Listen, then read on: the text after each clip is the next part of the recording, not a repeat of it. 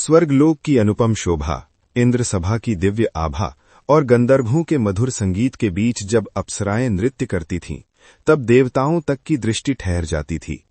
किंतु क्या आपने कभी सोचा है कि इन दिव्य अप्सराओं को भी शाप का दंश झेलना पड़ा? उनकी सुंदरता जहां वरदान थी, वहीं कई बार वही उनके लिए परीक्षा बन गई।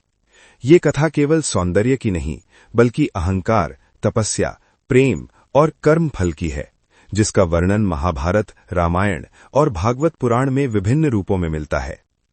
इंद्र सभा की एक अद्वितीय अप्सरा थी उर्वशी। उसकी आभा चंद्रमा की शीतलता और सूर्य की चमक का संगम थी। जब वो नृत्य करती तो स्वर्ग का प्रत्येक कोना प्रफुल्लित हो उठता। किंतु एक बार जब वो पृथ्वी पर आई और महाभारत के अनुसार अर्जुन से मिली, तब एक अनोखी घटना घटी। उर्वशी ने अर्जुन से प्रेम प्रस्ताव रखा, किंतु अर्जुन ने उसे माता समान सम्मान दिया, क्योंकि वो उनके पूर्वजों से संबंधित थी। ये अस्वीकार उर्वशी के अहं को आहत कर गया और उसने अर्जुन को 1 वर्ष के लिए नपुंसक होने का शाप दे दिया।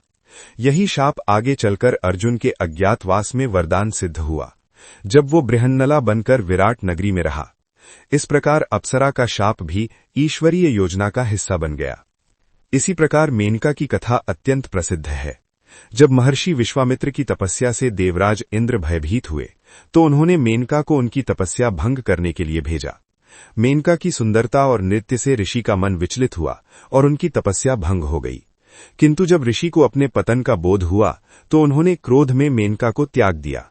यद्यपि मेनका को प्रत्यक्ष शाप नहीं मिला, परंतु उसका हृदय पश्चाताप से भर गया और उसे पृथ्वी पर रहकर अपनी पुत्री शकुंतला का पालन करना पड़ा। ये कथा हमें बताती है कि अप्सराएं भी कर्म बंधन से मुक्त नहीं है। सबसे मार्मिक कथा है रंभा की। जब महर्षि विश्वामित्र गहन तपस्या में लीन थे, तब इंद्र ने पुनः एक अप्सरा को भेजा, इस बार रंभा। रंभा ने जब अपने सौंदर्य से ऋषि को विचलित करने का प्रयास किया, तो विश्वामित्र ने क्रोध में उसे शाप दिया कि वो हजारों वर्षों तक पत्थर बनकर रहेगी। ये प्रसंग दर्शाता है कि तपस्वी के क्रोध में भी तप की अग्नि समाहित होती है और उसका प्रभाव अत्यंत प्रबल होता है। एक और कथा उर्वशी से जुड़ी है, जिसमें वो मित्र और वरुण के शाप से पृथ्वी पर जन्म लेती है। ये संकेत करता है कि स्वर्ग की सुख सुविधाएं भी कर्म के अधीन हैं। अप्सराएं केवल मनोरंजन का माध्यम नहीं थी, वे देवताओं की योजनाओं का अंग थीं। उनके माध्यम से ऋषियों की परीक्षा ली जाती थी और कभी कभी वे स्वयं परीक्षा का पात्र बन जाती थीं। हिंदू दर्शन में शाप केवल दंड नहीं, बल्कि आत्मा के शुद्धिकरण का साधन है।